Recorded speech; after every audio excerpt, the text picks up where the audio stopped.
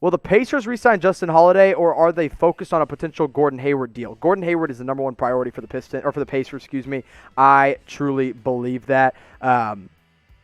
Listen, I think Gordon Hayward would help this team win right now. Justin Holiday is he's a good piece, but he's not a piece that's going to push you over the top. I'm also not even sure that Gordon Hayward pushes you over the top, but he pushes you further than Justin Holiday would. Let's go to Fabio Sousa. What does Chicago need? I think they need a stable point guard. Listen, I like Kobe White. I do. I think he's a solid player, but he's more of an off-ball guard at this point in his career. He might be a point guard eventually, but he's not right now. They have Tomas Satoransky, and he's a fine player, but not really a stable guy. I think they also need to trade away Otto Porter Jr. and potentially even Zach LaVine. Those are the two things that I would kind of look for the Bulls to do. I wouldn't trade away Zach LaVine, but I think they are looking to trade him potentially for the right price. So keep those in mind, but I think what they mainly need is a point guard to steady the offense. Leonard Davis says, where's Hayward going? I'm assuming you mean Gordon Hayward.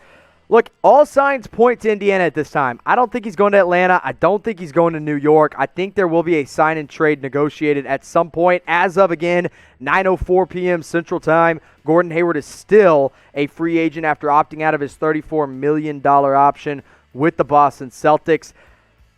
I don't know where he's going to end up. I don't know how he's going to end up there, but I think it's going to be Indiana. That's my best prediction as of right now because, listen, Atlanta paid Danilo Gallinari. They're probably not going to pay Hayward. I just don't see that happening. But who knows? Still could be in play.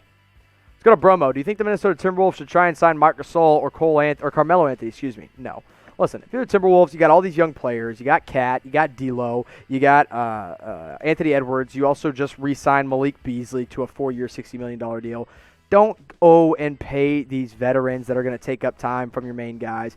You don't want Marc Gasol taking away any minutes from Karl Anthony Towns. You don't want Carmelo Anthony taking any minutes away from Anthony Edwards. You don't want Carmelo Anthony taking any minutes away from Jarrett Culver. There's no reason for that if you're the Minnesota Timberwolves.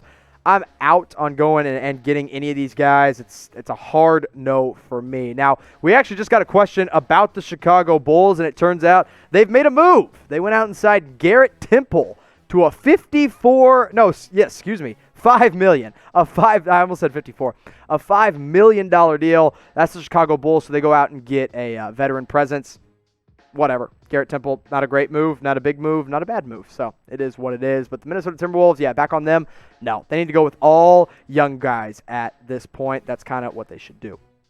And we got a pretty big audience watching with us right now on the night of free agency. So let us know where you guys are watching from. Shout it out in the comment section. City, state, country, Providence, planet, wherever you're watching from. Let us know in the comments and in the live chat. We're broadcasting to you live from Dallas, Texas. We're going to keep it going all night and until free agency is officially over, which it basically never ends. So we're going to have it for you at chatsports.com or youtube.com/chatsportstv. Make sure you subscribe. Appreciate you for being here. Make sure you tell me where you're watching from. Use that hashtag NBA or send us your super chats to get these questions on screen. We're answering anything and everything that we've got. Flurry of moves here tonight so far in free agency. We're going to keep the updates coming for you.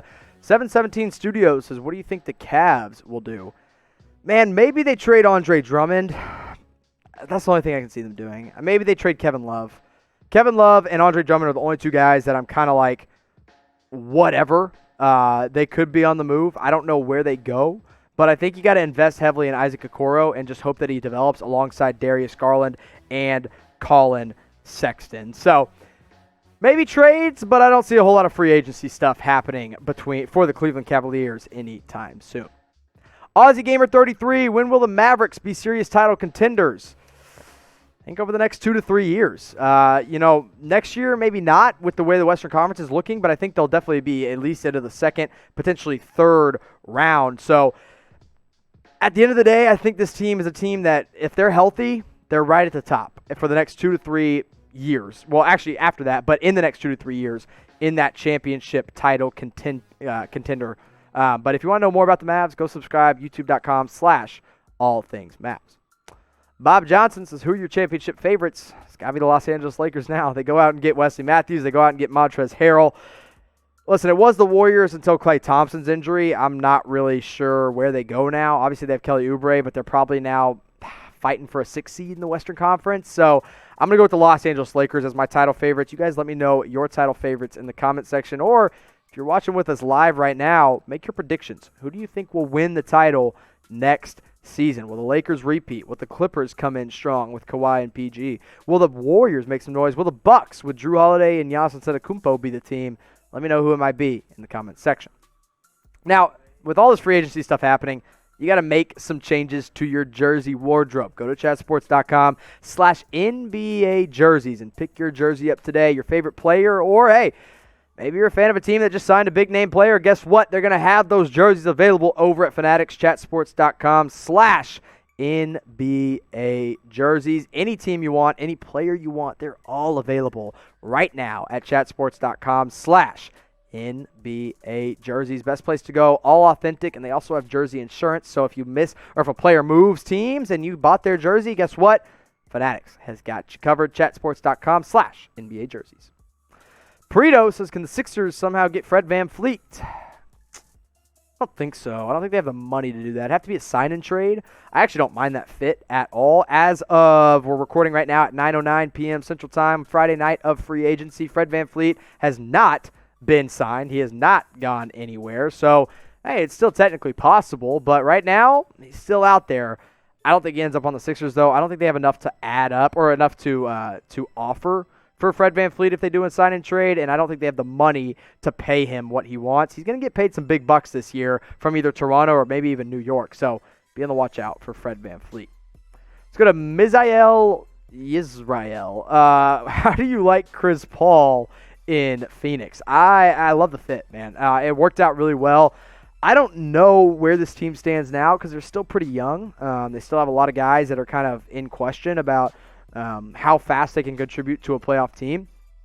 But it accelerates the rebuild right now with Chris Paul there at the point guard position. So I like the fit. I didn't like what they did in the draft with Jalen Smith, but I think the addition of Chris Paul definitely makes up for it. And holding on to that 10th pick, hey, it works out pretty well for the Phoenix Suns. Gia Hua, who would win the Gordon trade if the Celtics got Turner and Oladipo? The Celtics. Myles Turner and Victor Oladipo would be awesome in Boston. I don't think they can afford to get both, though. I think if Oladipo and Turner are in the trade, it's going to be a 3-team deal. Myles Turner would go to Boston, Oladipo would go somewhere else, and Gordon Hayward would go to the Indiana Pacers. However, Gordon Hayward doesn't have to do a sign and trade if he doesn't want to. He can just outright sign with somebody because he is and now an unrestricted free agent. So, you know, the Celtics would obviously win that one. I think the Celtics would even win this one if it was just Myles Turner. I don't know. I don't love the fit of Victor Oladipo in Boston. Doesn't make a whole lot of sense to me because they got Jaylen Brown, Jason Tatum, Marcus Smart, Kemba Walker all already there. Christina Krasic, I think that's how you say your last name. Where is Harden going to get traded?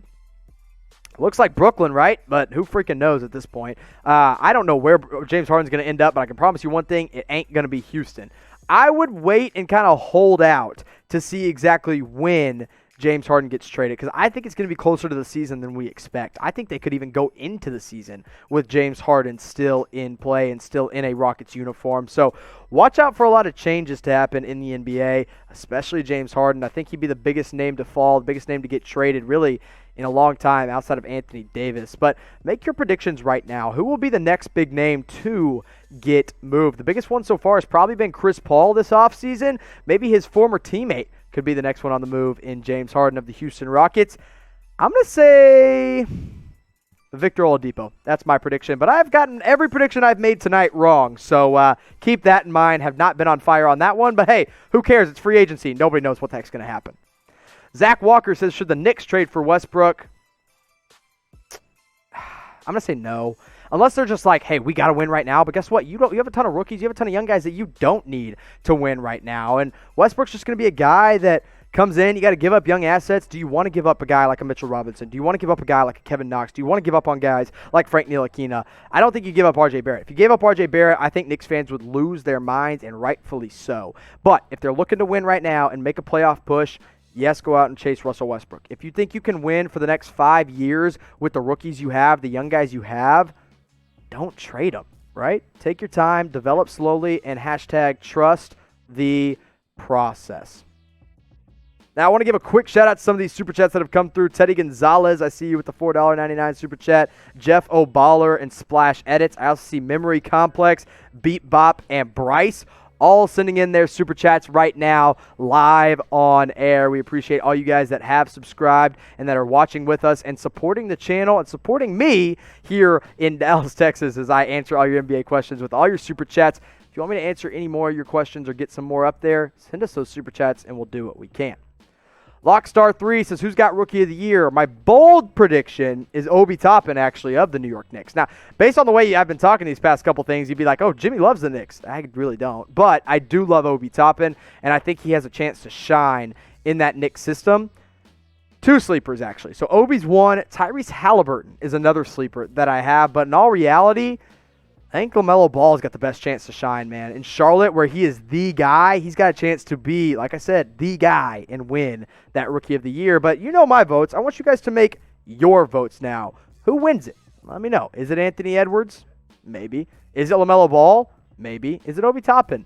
Maybe it is. Who do you think wins Rookie of the Year from this last draft class? Go ahead and shout it out in the comment section. Or if you're watching live with us right now, let me know who you think wins NBA Rookie of the Year from the 2021 NBA draft class. Obviously, Edwards went number one. I like Toppin there as well. A lot of good options. Let me know who you got in the comment section and in the live chat.